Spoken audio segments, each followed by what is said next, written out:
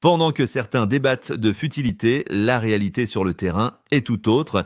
Cambriolage, viol, agression, voici 4 faits divers récents en France. 4 preuves que la violence ne prend jamais de vacances. Voici les gardiens du quotidien.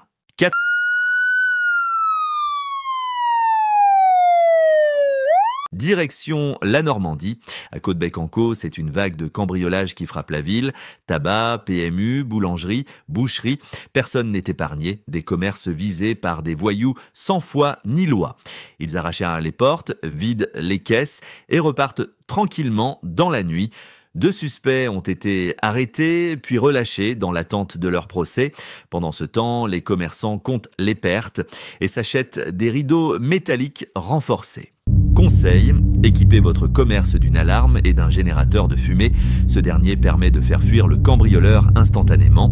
Vous souhaitez vous équiper de ce matériel? Rien de plus simple, visitez le site de notre partenaire alarmeprosecure.fr et bénéficiez de 15% de réduction. Plus d'informations dans la description de cette vidéo.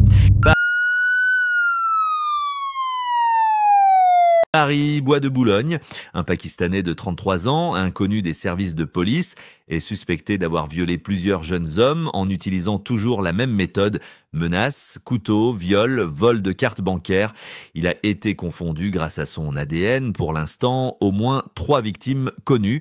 Combien d'autres en silence? Une seule question se pose. Comment un violeur en série peut-il agir pendant plus d'1 an sans être inquiété? L'affaire est maintenant entre les mains d'un juge. Finistère, une scène digne d'un film. Dimanche, un homme de 54 ans n'a pas supporté de se faire doubler par un autre véhicule. Il dépasse à nouveau, puis tire à bout portant avec une arme de poing dans la voiture visée, un père et ses 2 jeunes enfants. Par miracle, personne n'a été blessé. Le tireur, rapidement interpellé.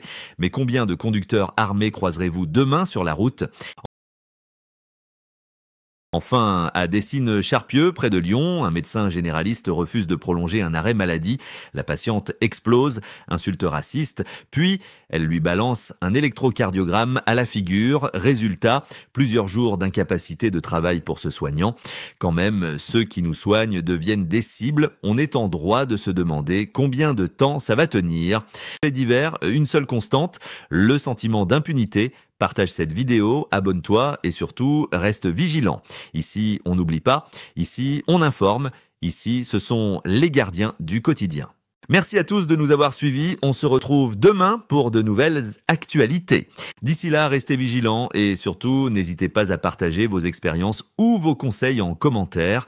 Votre témoignage peut aider d'autres personnes à éviter le pire. Abonnez-vous à la chaîne et rejoignez la communauté des gardiens du quotidien pour ne rien manquer des prochaines alertes, faits divers et conseils de sécurité. Parce que prévenir, c'est déjà agir.